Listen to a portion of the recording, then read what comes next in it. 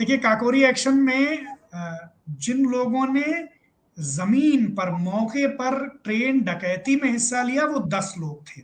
उनमें चंद्रशेखर आजाद भी थे, उनमें अशफाक उल्लाह खां थे, उसमें रामप्रसाद बिस्मिल थे, उसमें शचीन्द्र नाथ बख्शी थे, उसमें राजेंद्र नाथ लाहिड़ी थे, उसमें मुरारी लाल थे, उसमें मुकुंदी लाल थे, उसमें केशव चक्रवर्ती थे, उसमें बनारसी दास थे। इतने लोग उस ट्रेन डकैती में मौजूद थे जिन्होंने उसमें हिस्सा लिया था। जमीन पर हिस्सा लिया, ये जो जमीन पर जिन 10 लोगों ने लूटी एक्चुअल ट्रेन, एक्शन जिसको कहते हैं कि और जाकर इसके अलावा 20 लोग बैकग्राउंड में थे, 20 से ज्यादा लोग जो जो इस योजना में पूरी शामिल, योजना में, पूरी वृहद योजना में शामिल थे। अच्छा, इसमें एक दिलचस्प बात और है। देखिए, काकोरी एक्शन के लिए, काकोरी एक्शन का जो मुकदमा चला, उसी मुकदमे में रोशन सिंह को फांसी की सजा हुई। यानी काकोरी के शहीदों में रोशन सिंह का भी नाम है, ठाकुर रोशन सिंह का, लेकिन उन्होंने काकोरी एक्शन में हिस्सा नहीं लिया था।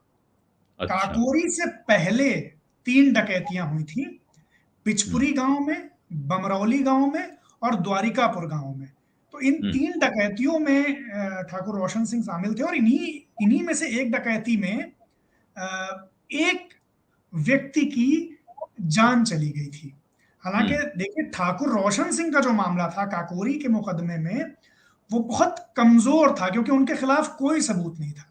मतलब कि उनके खिलाफ फांसी के लायक तो छोड़िए, उनके खिलाफ दोषी साबित होने के लिए भी किसी तरह का कोई सबूत नहीं था। तो हर इंसान को ये उम्मीद थी कि ये तो बरी हो जाएंगे, ये तो छूट जाएंगे। बल्कि जिस दिन फैसला आना था अप्रैल 1927 में, उस दिन बहुत सारे लोग जो हैं वो उनको बधाई भी देने लगे थे कि ठाकुर साहब, आज तो आप छूट जाएंगे।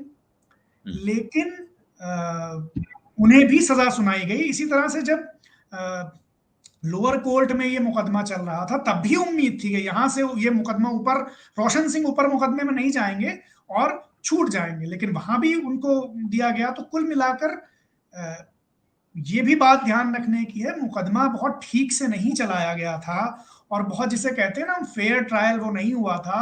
और इसमें रोशन सिंह, और या फिर रोशन सिंह या फिर क्रांतिकारियों से इतनी घबराई थी अंग्रेज हुकूमत कि उसने रोशन सिंह को भी बख्शना जो है वो जरूरी नहीं समझा उसने, क्योंकि रोशन सिंह बहादुर आदमी थे, दमदार आदमी थे। अच्छा, इन सारे लोगों में सबसे उम्रदराज थे वो, सबसे उम्रदराज थे और सबसे गर्म मिजाज भी थे।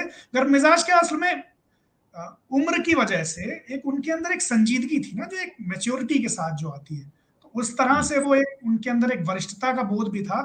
तो उनको भी इस मुकदमे में फांसी की सजा सुनाई गई। तो इस तरह से ये 10 लोग जो मैंने बताए, और उसके अलावा एक वृहद जो पूरा एक संगठन था, वो इसमें काम कर रहा था, और इस तरह से। जी, सत्य हिंदी का ऐप डाउनलोड करें गूगल प्ले स्टोर पर।